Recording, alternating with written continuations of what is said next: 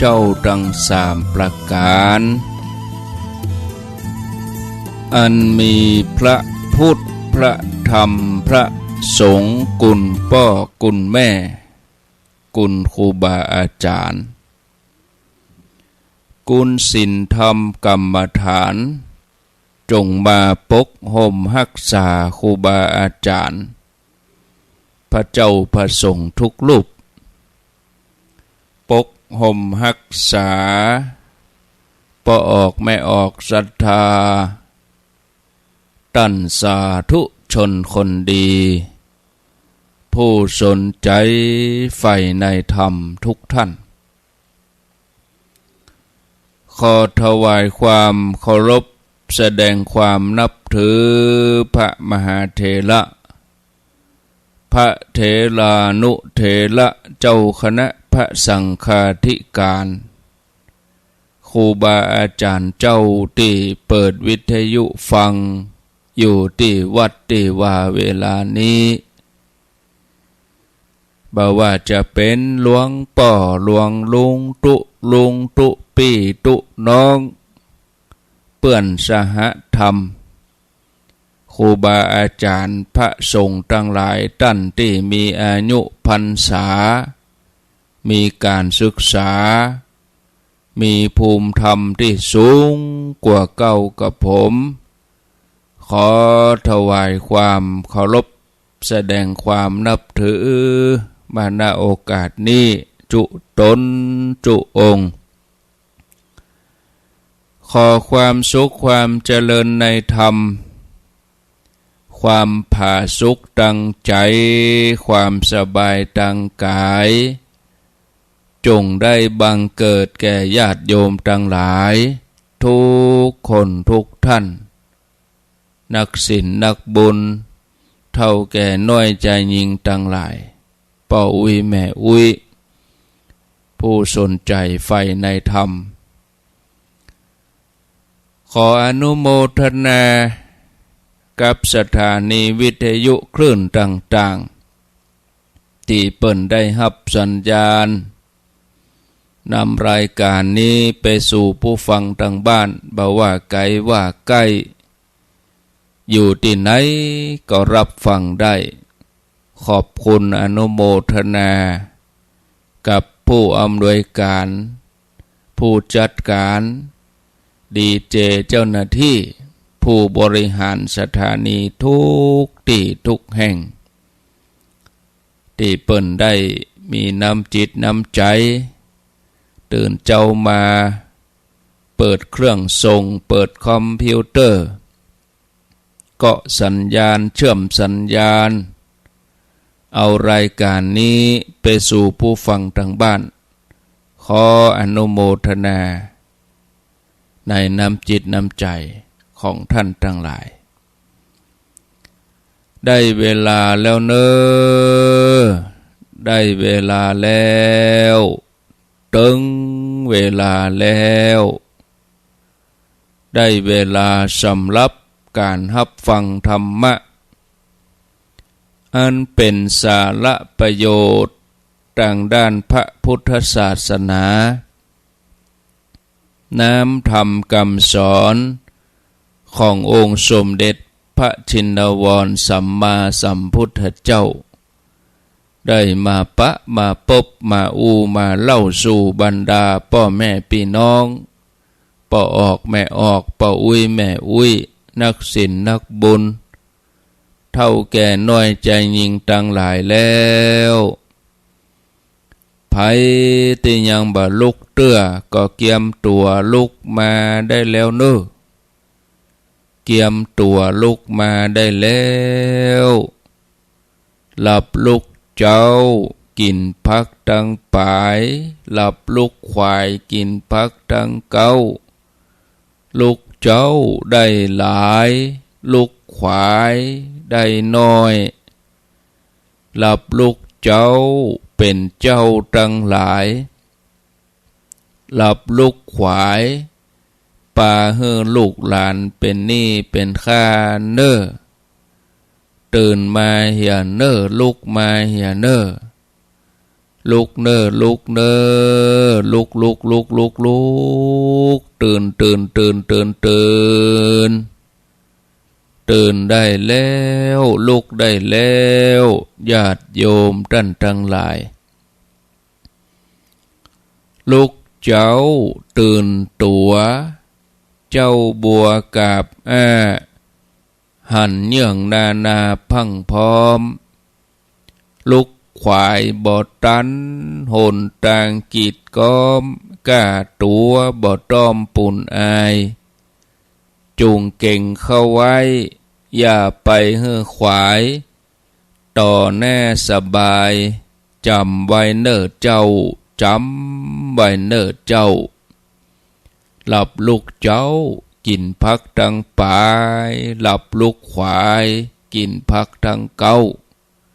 ลูกเจ้าได้หลายลูกขวายได้น้อยหลับลูกเจ้าเป็นเจ้าทั้งหลายหลับลูกขวายป่าเฮือลูกหลานเป็นหนี้เป็นข้าเน้อตื่นมาเหียเน้อลุกมาเหียเน้อ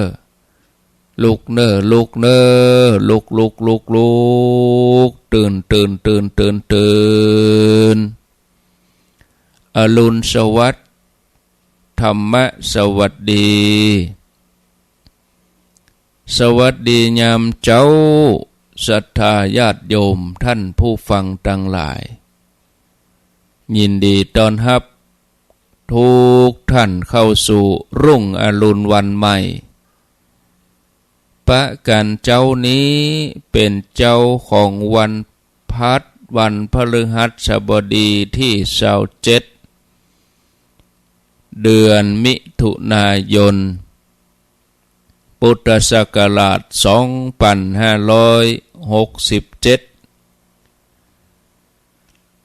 วันนี้เป็นวันเดือนเก้าเหนือแฮม6 ค่ำ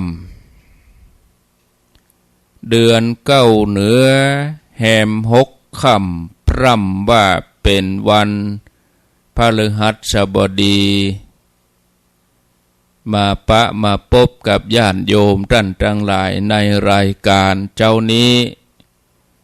ชื่อรายการว่าเสียงธรรมแสงอรุณรายการเสียงธรรมแสงอรุณดำเนินรายการโดยอาตมาภาพพระครูอภิวัฒนวิกรมวัดปากตังเจริญตำบลดอยหล่ออำเภอดอยหล่อจังหวัดเชียงใหม่เป็นผู้รับผิดชอบดำเนินรายการมาปะมาพบญาติโยมท่านทั้งหลายเป็นประจำยามเจ้า3 เจ้าวันจันทร์วันพุธแล้วก็วันพฤหัสบดีเจ้านี้ก็มาปะมาพบญาติโยมทั้งหลายแถมเจ้าหนึ่งถ้าเป็นเมื่อแรงบ่าย3 โมงนี่ก็จะมาปะญาติโยมเวลา15:03 โมงในวันพุธแล้วก็วันศุกร์2 วันถ้าเป็นเมื่อคืน2 ทุ่มถึง4 ทุ่มนี่ก็ทุกวันพุธต้นเดือนเฉพาะพุธต้นเดือนก็คือเมื่อคืนนี้ได้มาปะญาติโยมอยู่วันเดียวคืนเดียวก็คือคืนพุธแรกสัปดาห์แรกของเดือนต้นเดือนพุธต้นเดือนนี่มาปะญาติโยมต่อจากนั้นก็เป็นครูบาอาจารย์ตนอื่นรูปอื่นไปที่เปิ้นได้มาเข้ารายการนำเสนอสาระธรรมะให้กับศรัทธาญาติโยมทั้งหลายได้ฟังพระพุทธศาสนาไปใจเรื่องของการดลบันดาลแต่เป็นเรื่องของเหตุผลใครต้องการผลอย่างใดก็จะต้องทำเหตุนั้นอย่างที่พุทธองค์ทรงแสดงไว้ว่าเหมือนบุคคลปลูกพืชชนิดใดชนิดหนึ่งก็จะให้ผลของพืชชนิดนั้นออกมา บุคคลหว่านพืชชนิดใดย่อมได้ผลของพืชชนิดนั้นการทำความดีก็จะได้รับผลดีทำความชั่วก็ได้รับผลชั่วคำสอนของพระพุทธศาสนาส่วนใหญ่ก็เป็นการแสดงเหตุแห่งความทุกข์การดับทุกข์เหตุแห่งความสุขการเข้าถึงความสุขเหตุแห่งความเสื่อมกับความเจริญญาติโยมทั้งหลายมีสองทางเนี่ยบอกว่าทางนี้เป็นทางที่เดินไปแล้วจะมีอันตรายบ่มีความปลอดภัยถ้าเดินไปทางนี้ก็จะมีแต่ความราบรื่นมีแต่ความเจริญมีแต่ความก้าวหน้าพระพุทธศาสนานั้นเปิ้นมีแกนหลักคือศาสนธรรมคำสอนความจริงเป็นอย่างใดก็เป็นอย่างนั้นบ่มีการเปลี่ยนแปลงบ่มีการเสื่อมบ่ว่ายุคใดสมัยใดที่จริงก็อาจจะบ่มีตั้งเจริญด้วยซ้ำคือเป็นอย่างใดก็เป็นอย่างนั้นการจะเสื่อมหรือว่าเจริญมันก็อยู่ที่คนถ้าคนเฮาสามารถปรับตัวเก่าให้เข้าสู่หลักธรรมทางศาสนาได้คนนั้นก็ถือว่าเสื่อมไปคนใดที่สามารถปรับตัวเองให้เข้ากับหลักธรรมของศาสนาคนนั้นก็ถือว่าเจริญไปพัฒนาตัวเองมีความเจริญรุ่งเรืองมีความสุขฉะนั้นที่ว่ามานี้ไม่ใช่ว่าศาสนาเสื่อมแต่จี้ให้หันว่าคนเฮานั้นเสื่อมจากศาสนาถอยห่างจากศาสนาปัญหาที่บ่ควรจะเกิดมันก็เกิดปัญหาที่มันใหญ่แถมอย่างหนึ่งที่มันแก้ไขบ่ได้ก็คือปัญหาเรื่องอบายมุขกับอาชญากรรมนี่อบายมุขก็เป็นคำสอนที่ควรงดเว้นอาชญากรรมก็เป็นคำสอนให้งดเว้นให้หลีกเว้นแต่ก็มีการทำกันมีการประพฤติกันจนเป็นข่าวออกตามสื่อก็เป็นที่น่าห่วงใยแสดงว่าอิทธิพลของคำสอนทางพุทธศาสนายังมีบ่นักพอที่จะไปควบคุมพฤติกรรมการกระทำของคนเฮาทั้งหลายให้อยู่ในกรอบของศีลของธรรมให้อยู่ในกรอบของศาสนาเพราะอย่างใดคนก็เป็นไปตามกรรมของเขาศาสนาบ่ใช่เรื่องของการที่จะมาดลบันดาลบ่ใช่เรื่องของการจับเอาคนไปจุ่มย้อมศีลเหมือนเปิ้นย้อมสีเพื่อเป็นไปตามที่ต้องการคำสอนของศาสนานี่มันเป็นเรื่องของความศรัทธามันเป็นเรื่องของความเปลี่ยนมันเป็นเรื่องของสติปัญญาของแต่ละบุคคลที่จะน้อมนำมาเอาคำสอนเหล่านั้นมาประพฤติปฏิบัติแล้วก็สัมผัสได้ด้วยตนเองญาติโยมท่านสาธุชนท่านผู้ฟังทั้งหลายท่านผู้ฟังญาติโยมมนุษย์คนเฮานี่ล้วนจะพัฒนาความสุขในชีวิตก็เลยพากันแสวงหาสิ่งที่เป็นที่เปิ่งกับตัวเก่าสิ่งที่เป็นที่เปิ่งกับตัวเก่าเป็นที่ระลึกกับตัวเก่าแล้วก็จะนำความสุขมาให้ตัวเอง มันบ่ได้อยู่นอกตัวมันมีอยู่ในตัวของเฮานี้นั่นคือพระรัตนตรัยกุลพระแก้วเจ้าทั้ง3ประการพระพุทธพระธรรมพระสงฆ์เป็นที่เปิ่งที่ระลึกอันสูงสุดคือว่าบ่มีกิเลสอาสวะทั้งหลายเมื่อเฮาเข้าถึงรัตนตรัยแล้วเฮาก็จะรู้เรื่องราวของชีวิตเพราะใจเฮาสะอาดบริสุทธิ์บ่มีมลทินบ่มีนิวรณ์ก็จะต้องเริ่มต้นโดยการฝึกฝนจิตใจของเฮาให้นิ่งให้ปฏิบัติ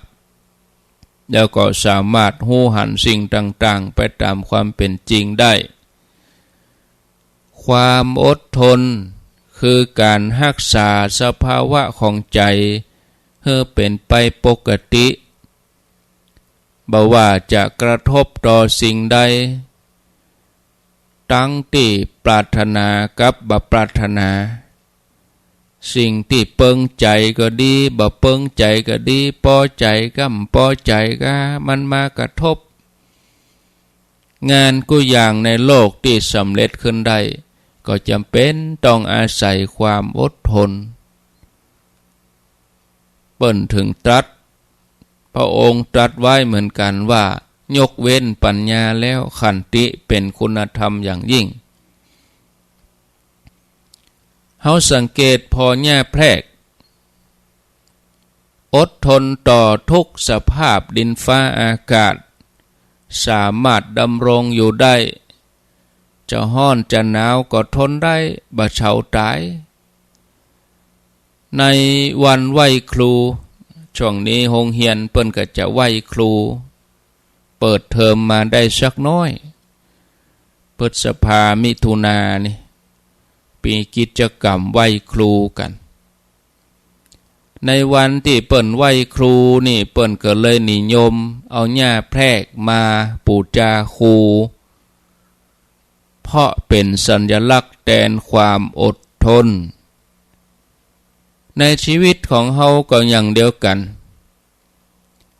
ถึงแม้ว่าเฮาจะเป็นผู้ที่มีความรู้น้อยกำลังทรัพย์น้อย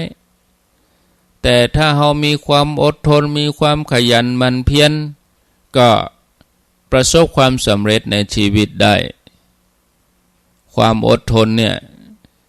จะทำให้เฮาเป็นยอดคนสามารถเปลี่ยนจากคนธรรมดามาเป็นอริยชนมาเป็นกัลยาณชนเหมือนอย่างกับพระองค์คุลิมานเนี่ยก่อนบวชนี่เปิ้นฆ่าคนมานักเพราะว่า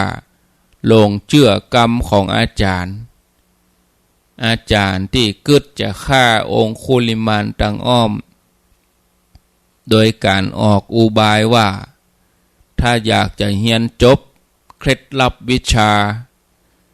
ก็ให้ไปตัดนิ้วมนุษย์มา1 ปันองค์คุลิมานก็เลยเชื่อนะองค์คุลิมานนี่เป็นคนฉลาดแต่ว่าบ่ได้เฉลียวใจแถมอย่างหนึ่งก็เป็นคนที่บรรลึกเชื่อกรรมอาจารย์ว่าอย่างใดก็ว่าตามนั้นก็เลยเอี่ยวไปไล่ฆ่าคนตัดนิ้วมือมาห้อยเป็นพวงมาลัยเดิมนี่ชื่อว่าอหิงสกะแปลว่าผู้บ่เบียดเบียนไผก็มาได้ชื่อใหม่ว่าองค์คุลิมานนะผู้ที่มีนิ้วมือเป็นพวงมาลัยเมื่อฆ่าคนนักเข้ามันเข้าเป็นอาจินอกุศลจิตนี่ก็ครอบงำปะไผ่ก็เป็นว่าฆ่ามดใจหวังจะเอานิ้วให้ครบทำให้เป็นที่หวาดภาวาของคนถึงเมืองไผ่ได้ยินชื่อองคุลิมานก็แปลว่าคนลุกคนชูตกอกตกใจเหมือนพญามัจจุราชจะมาเอาชีวิตไปเพราะท่านเป็นผู้ที่มีฤทธิ์มีเดช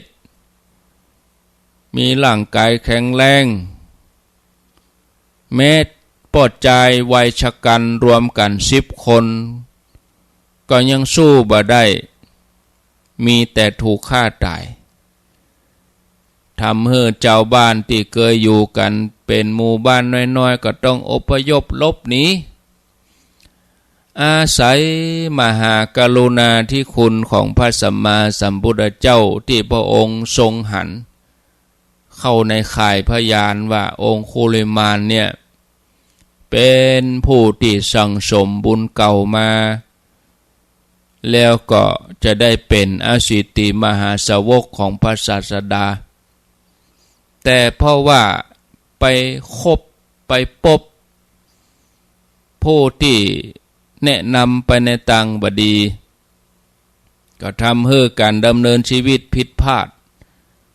แล้วบัดเดี๋ยวนี้องคุลิมานจะฆ่าแม่ตัวเก่ามาตุคาตอาจจะได้ไปเป็นเหตุให้ไปสู่อเวจีมหานรก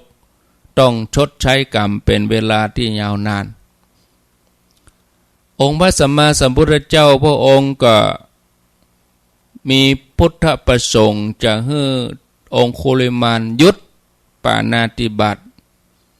บ่ได้ไปเบียดเบียนภัยในเจ้าของวันนั้นพระเจ้าก็ถือบาทเสด็จออกจากคันธกุฏีทรงปรากฏกายต่อหน้าองคุลิมานที่กำลังล่นไล่แม่ตัวเก่าหวังจะตัดนิ้วมือเหมือนกันพระองค์จะมาเตือนเนี่ยแล้วก็แถมยังนี่แม่จะมาบอกให้ลูกหนีไกลๆบัดเดี๋ยวนี้ปัญญาเจ้าเมืองพระเจ้าประเสนที่โกศลยกกองทัพมาจะมาปราบแม่จะมาบอกให้ว่าให้หนีไปแต่ว่าองคุลิมาน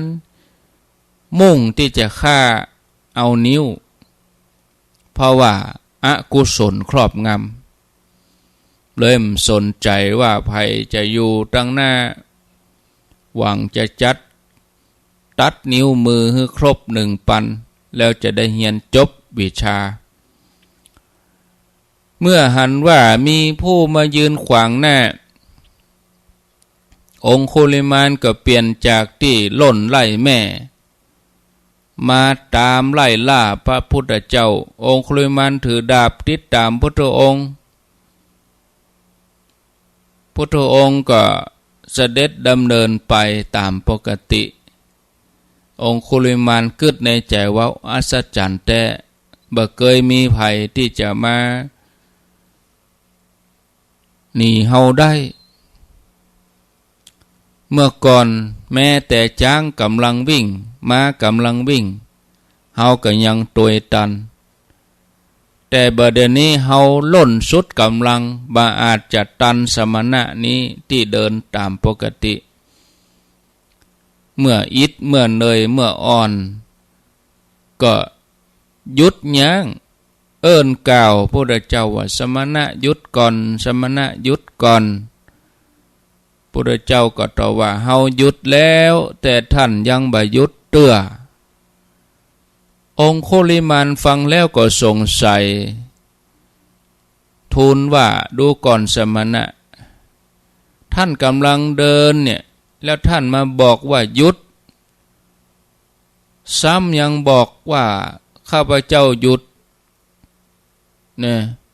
ข้าพเจ้าบ่หยุดเตื้อ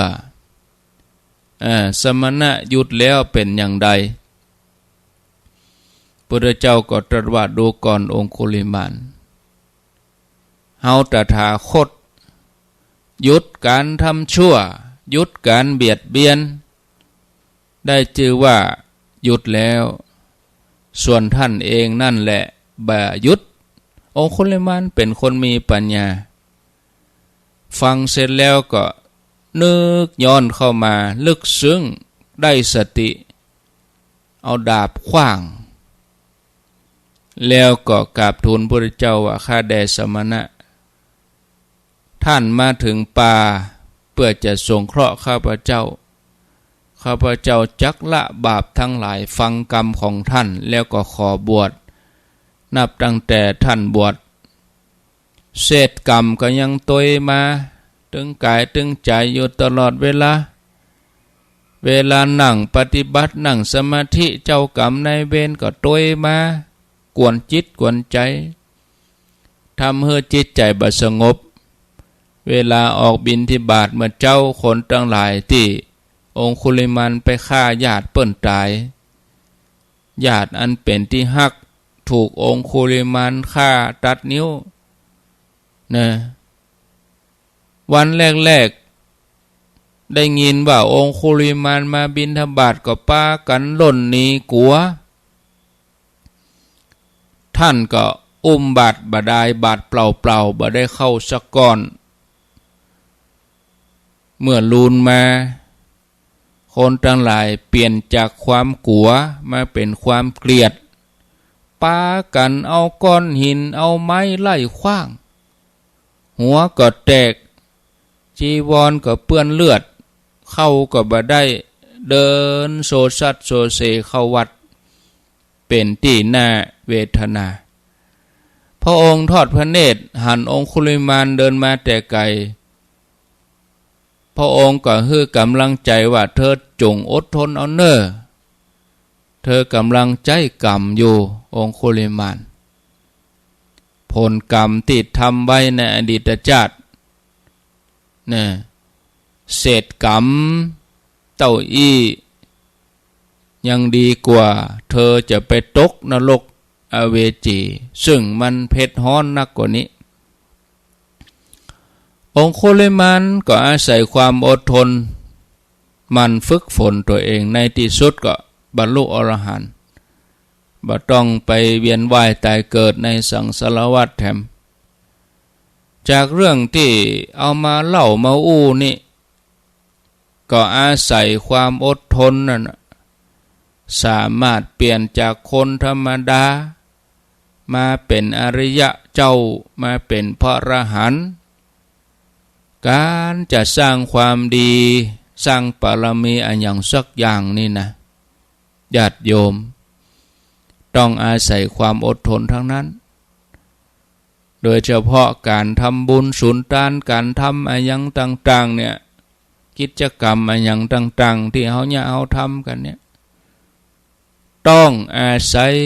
ความอดทนอาศัยกำลังใจที่สูงพอสมควรพระพุทธเจ้าเพิ่นก็เลยสรรเสริญขันติคือความอดทนเป็นตบะอย่างยิ่งอุปสรรคปัญหาจะสูงเพียงฟ้าก็สามารถทลายลงมาลาบเป็นหน้ากองเพราะอดทนเนี่ยกิเลสอาสวะต่างๆที่มันนอนหน่อเนื่องห่อหุ้มใจมานับพบนับชาติบัดถ้วนกิเลสเหล่านั้นจะถูกขจัดออกไปด้วยความอดทนเป็นตบะแผดเผากิเลสให้มันฮ้อนเมื่อกิเลสมันฮ้อนมันก็ลุดหล่อนออกไปเนาะ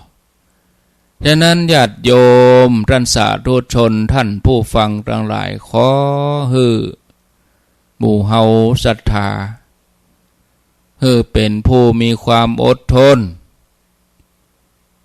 ความอดทนเป็นธรรมาวุธที่จะสามารถเอาชนะกิเลสแล้วก็ฮือมันประพฤติปฏิบัติกลั่นจิตกลั่นใจของตัวเองให้สะอาดผ่องใสหยุดนิ่งทำกันไปทำไปเจียทำไปแจ่ใจทำไปเลย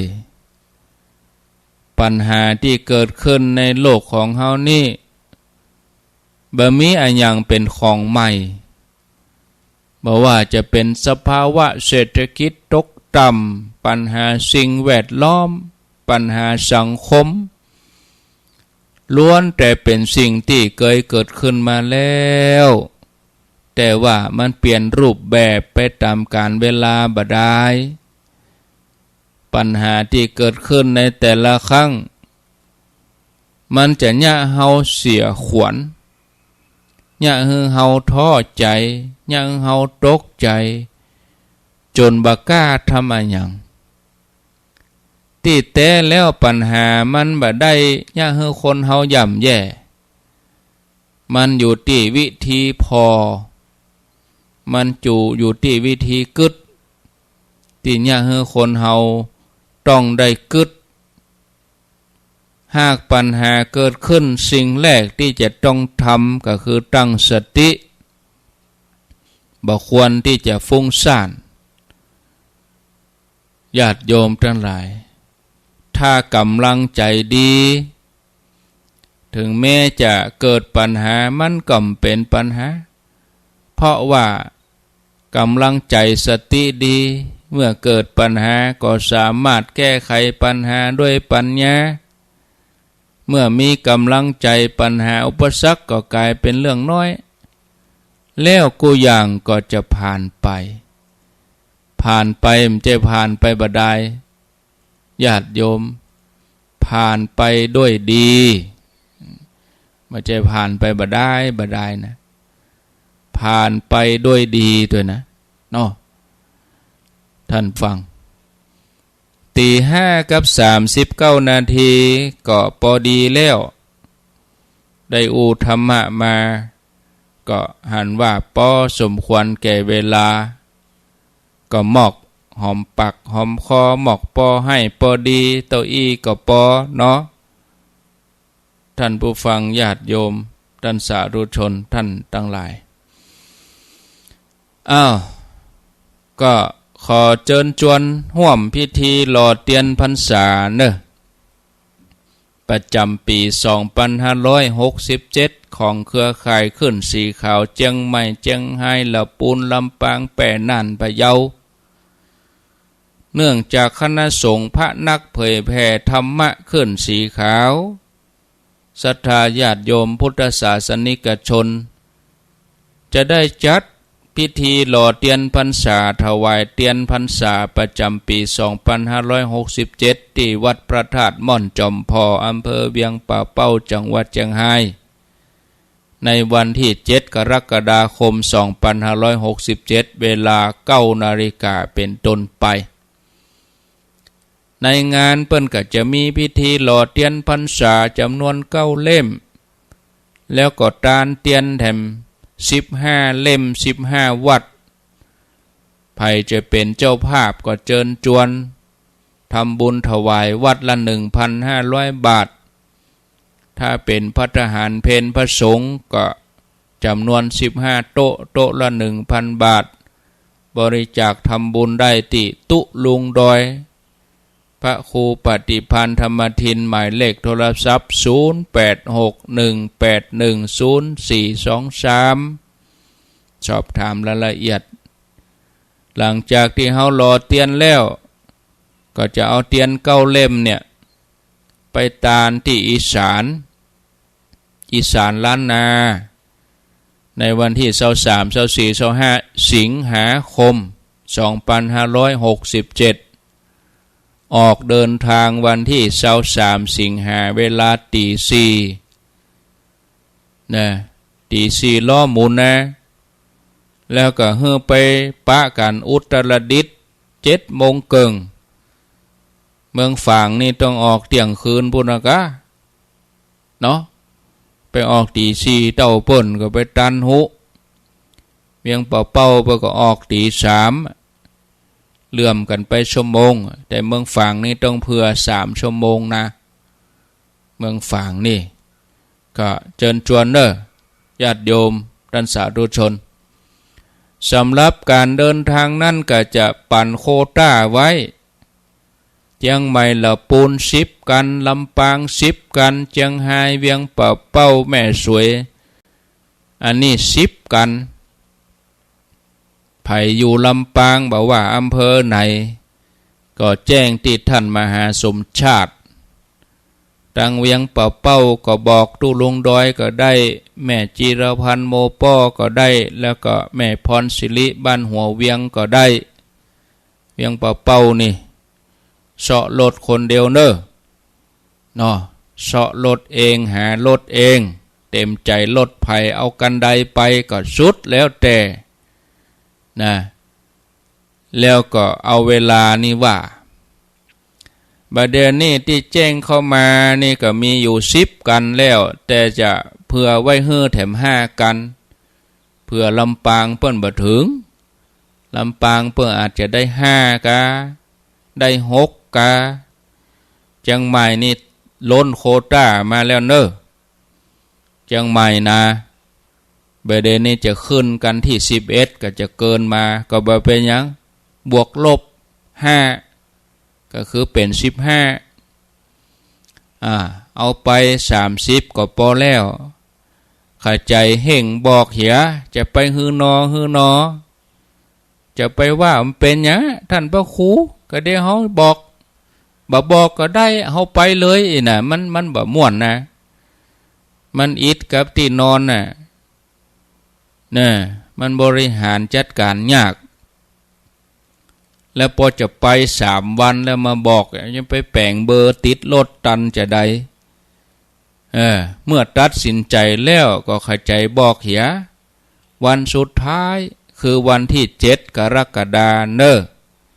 ไผที่จะไปโทรมาบัดตันก็ไปบอกที่งานหล่อเตียนปุ้นว่าจะไปตัวกัน2กัน3กัน4กันไปบอกกันฮันวันที่7กรกฎาคมถ้าบัดสะดวกโทรบัดสะดวกหน้าไหมก็โทรหลังไหมบัดสะดวกบอกอาตมาก็บอกครูบาอาจารย์ฝากตนอื่นมาได้นะคนที่จะนำบุญผู้นำเนี่ยเขาจะต้องจำรายละเอียดเพราะบางทีลดถามบอกหู้ใต้หู้เหนืออธิบายบ่ถูกคะแนนฟังรายการวิทยุไปเตอะตามที่กล่าวไปแล้วเนี่ยบัดเดียวที่แจ้งเข้ามานี่ใส่บุญเจียงใหม่เจียงตุงนี่1กันอยู่ในเมืองนะ2หนองผ้าขาวละปูน1กัน3พระครูวิพัฒน์บุญยสาร2กันต้นแห่นกับดอนใจยังคำ4โยมแดงจ้างการเจียงใหม่1กัน5แม่แก้วพาแก้วชยา2แคว1กัน6ห้วยงูใน7แม่จงดี8ปอดตาลต้นแก้ว9แม่บุญศรีสังเลงต้นเพิ่งเรียงลำดับมี9แต่ลดมี10กันเพราะว่าต้นแห่นกับดอนใจนี่มี2กันนะของอาจารย์จีรเดชยังคำอันนี้เต็มโควต้าแล้วถ้าแผ่แจ้งมากันที่11 12 13ก็เกินโควต้ามันก็จะไปเบียดตั้งลำปางจะไปเบียดเวียงป่าเป้าพุ่นนะลำปางเพิ่นก็อาจจะบ่ถึงเพิ่นอาจจะสัก6กะ5กะ4กะถ้าเปิ้น4ของเฮาก็จะได้6เพราะว่าอยู่ในเนี้ยในจำนวน30กันนี่นะเอาไปแค่30กันต่ออันน่ะญาติโยมเอาไปหลายมันอิดมันยุ่งมันนักกับที่นอนที่กินมันลำบาก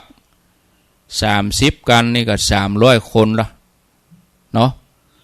อันนั้นก็บอกกล่าวไว้สำหรับการโลดนั้นนี่เชียงใหม่ละปูนี่เป็นตีเมาไปถึงการลดถึงการน้ำมันเนี่ยสอบถามแล้วลดเขาจะเอากันละ15,000นี่เขานั่ง10คนเขาก็เก็บกันคนละ1,500นะเสร็จเรียบร้อยแล้วก็จังเชียงไฮ้เนี่ย16,000เมืองฝางนี่บ่ฮู้นะมีแต่ว่าเขาเก็บกันคนละ1,500ก็เพิ่มแฮมคน200ก็เป็น1,700เพราะว่ากะที่กินที่นอนกะบุญกะสถานที่ที่เขาจะเอามารวมกันเป็นกองกลางนี่นะเป็นว่าเพิ่มแฮมคนละ200ถ้าว่า1,500ก็เป็น1,700ไป100ปิก100ก็คือว่าเขานอน2คืนส่วนนี้นี่จะเอาเป็นข้าวต้มเป็นอาหารเ เป็นการกินเนี่ยตั้งแต่แปลงป้ายไปแล้วก็ดูแลครูบาอาจารย์ตัวลดหนึ่งกันนี่เขาต้องเสาะหาเมื่อครูบาอาจารย์เปิ้นไปเขาก็เสี่ยงไปหันละ15,000ของครูบาอาจารย์อันนี้เหมาฟรีก็เอาเงินของญาติโยมเขาเนี่ยเอาทำบุญพระเจ้าประสงค์ก็ลดหนึ่งกันใครจะไปก็มาค้อนมารวมกันนี่นะเอาอย่างจะโทรล่ะมันจบเตือหรอบัดจบเตือจะไปโทรเตือกะถ้าบอกเบอร์โทรมาใดก็ก้อยโทรบัดแล้วเตือใจห้อนฮะกดมาอยู่ยุนนี่เนาะ เอาจะโทรก็โทร0998366 มีก็เข้ามาจะสนทนาจะแจ้งจะจะจาก็ขอเจริญปอนโทรเข้ามาหาได้เนาะอนุโมทนาเนอะแจ้งเข้ามาเลยเนอะ0998366อันยังนะมันกำเดียวนะอันนั้นก็ดีพออันนี้ก็ดีกึด0998366322โทรเข้ามาใครจะโทรก็โทรแต่เกี้ยเบอร์ที่กดมาแต่เกี้ยเปิดโอกาสให้โทรก็โทรเหียเวลาเปิดกำลังธรรมะอยู่ก็โทรเวลาญาติโยมเขาจะโทรนี่ต้องจำเบอร์แล้วก็จำตนที่บางทีอย่างแต่คืนฟังรายการท่านมหานพดลก็โทรหาธรรมะทิกเตี้ยก็อาจารย์นพดลวังเหนือเปิ้นอยู่วัดบรรพตสถิตเขาก็โทรเบอร์เปิ้นปุ่นอันนี้จำเบอร์อาตมาก็จะโทรหากับอาตมาน่ะเนาะแม่นึแม่ไหนแม่หยังอันนี้แม่สิทธิพรเนื่องการเนอประแตงเจริญเกือบตกขบวนน่ะร่วมจ้ะเพราะได้เต็มแล้วคนมันเต็มละหนึ่งกันเนาะเจ้าโมทนาเกือบตกขบวนกะ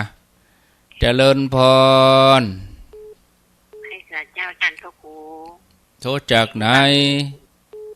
บ้านอุโมงค์หลับปูนนะเจ้าอุโมงค์หลับปูนฟังชัดดีเนาะปัดใส่หินชัดดีนะเจ้าโอ้ท่านนะห้องป้าโดมแห่มกันป้าโดมมันบ้านทุ่งเรดิโอ89.5ก็เดี๋ยวนึกว่าเพิ่นจะเอารถไปเองนี่นะเจริญพรวันนี้โทรติดในแมงแปะแม่บุญวันนั้นถ้าใครเอามือไปกดใส่ไปจะได้โทรนะพอดีๆกะจ้ามือไปกดก็เอาเฟซบุ๊กนะเจ้ามือไปกดใส่ก็เอาหนึ่งยืดดีดมือหั่นวันนั้นมันโมทนาสาธุ0998366322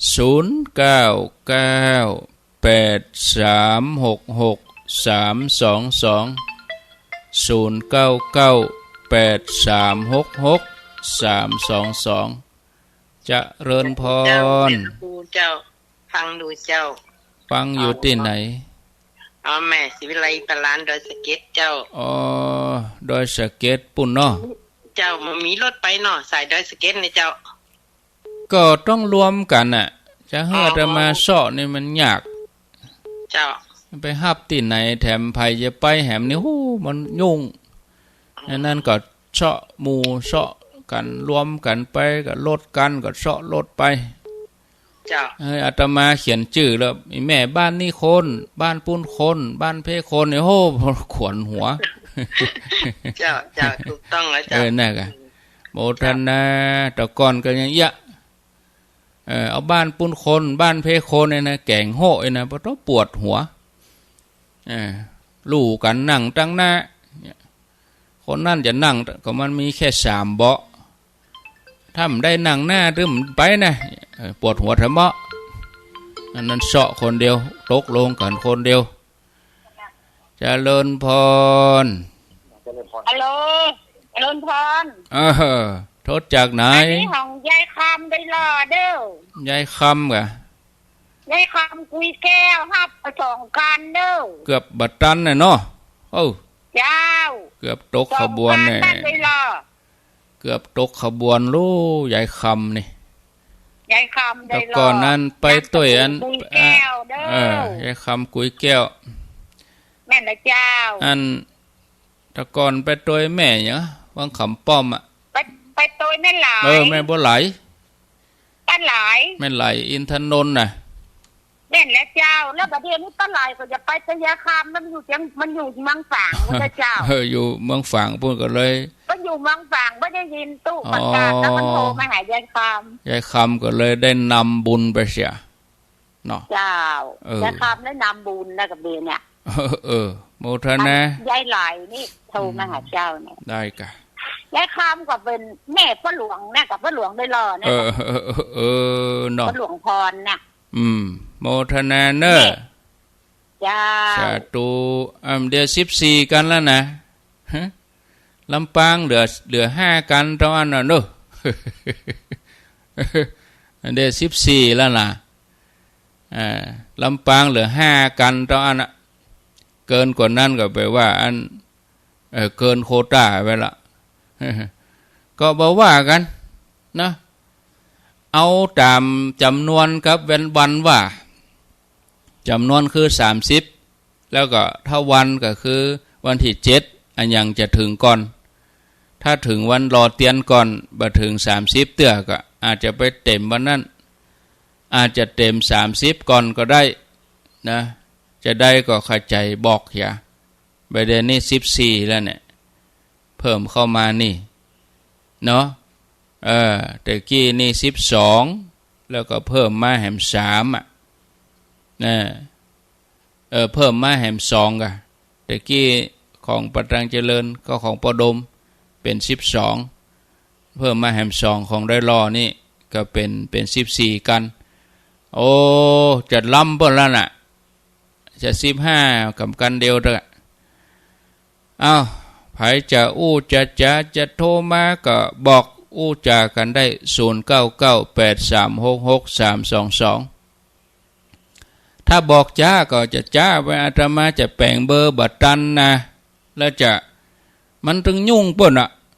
เอาว่าจะไปบอกคือเปิ้นเกียมของกินเกียมข้าวต้มเจ้าเตรียมที่นอนแถมหรอถ้าเฮาไปบอกเตื้อใกล้มาก่อนนี่นะโอ้อิดหอถ้าอย่างอีดอ่ะเปิ้นถึงฮู้อีนะบางทีอาตมาก็มึนเหมือนกันนะอันที่เนี่ยจะไปก็ไปก็เกิงพอก่อนนะอีนะอันที่พอก่อนนะเนี่ยมันจะยุ่งใกล้ๆมาก่อนน้ออีนะฉะนั้นคนที่เป็นหัวหน้าทีมเนี่ยเมื่อฮู้ลูกทีมจะไปแล้วเลยวันที่7ไปแล้วนี่เขาต้องเก็บเลยก็มาอ่านในเขาถอนไปแล้วปวดหัวเขานะต้องไปเสาะคนมาใส่ให้มะคนที่บ่ได้ไปก็ต้องเสาะคนอื่นแทนนะเพราะตัวเก่าจะไปแล้วไปมาลูนไปถอนจะไปแหม3วันโอ้บ่ไปอ่ะอีน่ะโอ้อิดเนอะอย่างอีได้ซ่อมละเมื่อก่อนจะมาปวดหัวกับเนี่ยบ่เดียวบ่เอาละเจริญพรจากที่ไหนครับอันขอเบอร์โทรว่าอาจารย์สมชาติจินดุกแม่อยู่ไหนอ่ะลำปางแม่หมอเจ้าคนลำปางเนี่ยได้ฟังรายการเปิ้นก้านี่ลำได้ฟังก้าไม่ได้ฟังนั่นเดี๋ยวก่อนเนอะมาเสาะเบอร์นี่แหมก่อนเดี๋ยวก่อนเนอะเดี๋ยวอันมันดังอย่างเอาปากกามาจด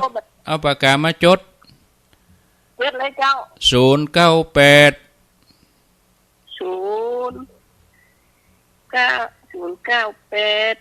005 5 2515 15แม่ลองทวนมาดอทวนเนาะ098 005 2515อันเนี้ยเขียนไว้เหียเด้อแล้วก็เบอร์คนขับรถเปิ้นเดี๋ยวโทรหาเปิ้นบ่ติดก็โทรหาคนขับรถหั่น064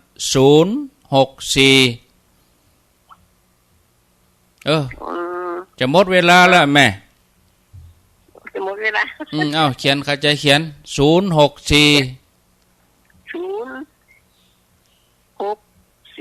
058